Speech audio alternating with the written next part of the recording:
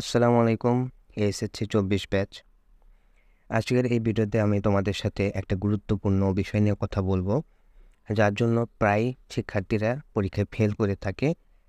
২টা ভুল করলে তোমরা পরীক্ষায় ফেল করবে। সেই ২টা ভুল হচ্ছে ওএমআর সংক্রান্ত ভুল। একটা হলো এমসিকিউ এর ওএমআর সঠিকভাবে পূরণ না করা এবং খাতার ওএমআর সঠিকভাবে পূরণ না করা। সেই ভুলটা যাতে না করো এবং কীভাবে ওএমআরটা পূরণ করবে সেটা নিয়ে আজকের এই ভিডিও। প্রথমে আমরা কথা বলবো কীভাবে এমসিকিউ এর ওএমআরটা পূরণ করবে, সঠিকভাবে পূরণ করবে এবং কোনো ভুল করবে না, এবং ভুল করলেও তারপরে কি করা উচিত তোমাদের সেটা নিয়ে কথা বলবো।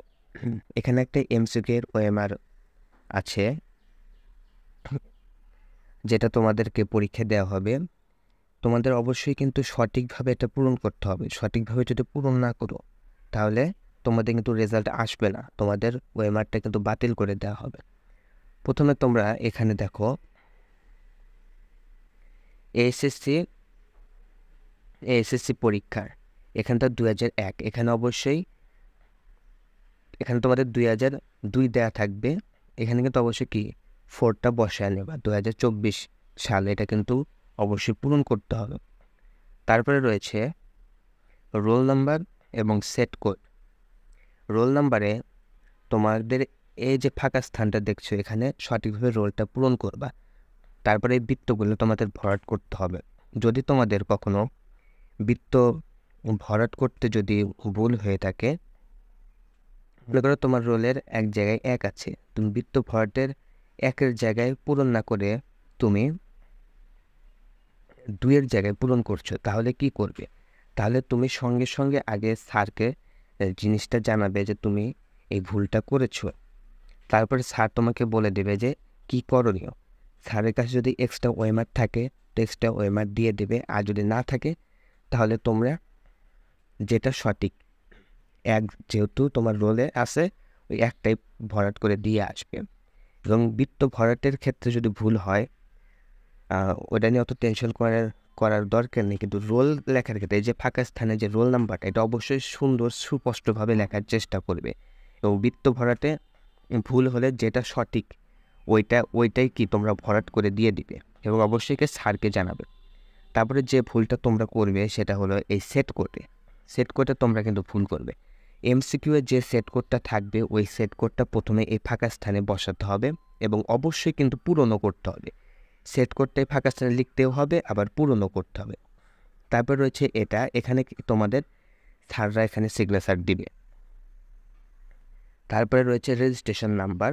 এই ফাঁকা স্থানে অবশ্যই সুস্পষ্টভাবে সুন্দরভাবে লিখতে হবে, কোনো খসা মাজা করা যাবে না। এবং বিষয় কোডে তোমাদের যে ওই পরীক্ষার বিষয় কোডটা এই ফাঁকা স্থানে লিখতে হবে। অবশ্যই বৃত্তও কিন্তু ভরাট করতে হবে, আর বৃত্ত ভরাটের ক্ষেত্রে যদি ভুল হয় সেক্ষেত্রে যেটা সঠিক সেটা তোমরা পূরণ করে দিবে এবং অবশ্যই কিন্তু স্যারদের জানাবে। তারপরে একটা ভুল সেটা হলো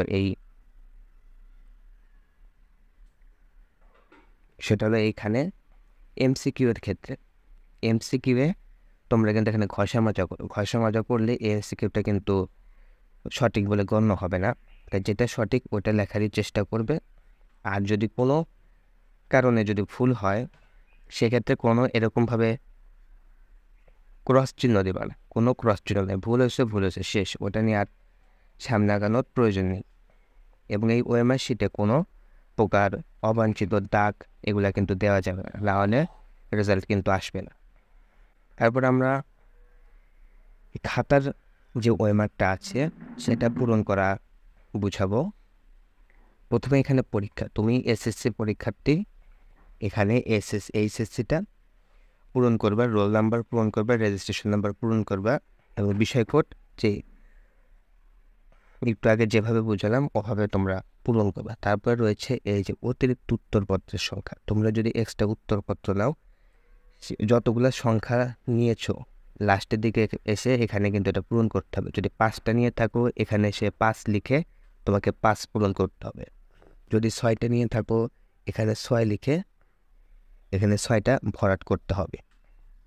এভাবেই ওএমআরটা পূরণ করবে। সবাই যেভাবে নিয়মটা দেখিয়ে দিলাম এভাবে পূরণ করবে এবং ওএমআর পূরণ করার সময় অবশ্যই সাবধানতা অবলম্বন করবে, মাথা ঠান্ডা রাখবে, কোনো প্রকার কোনো কিছু দ্রুত করার দরকার নেই, ঠান্ডা মাথায় সব কিছু পূরণ করবে। কারণ এখানে যদি ভুল হয় তোমাদেরই কিন্তু ক্ষতিটা হবে।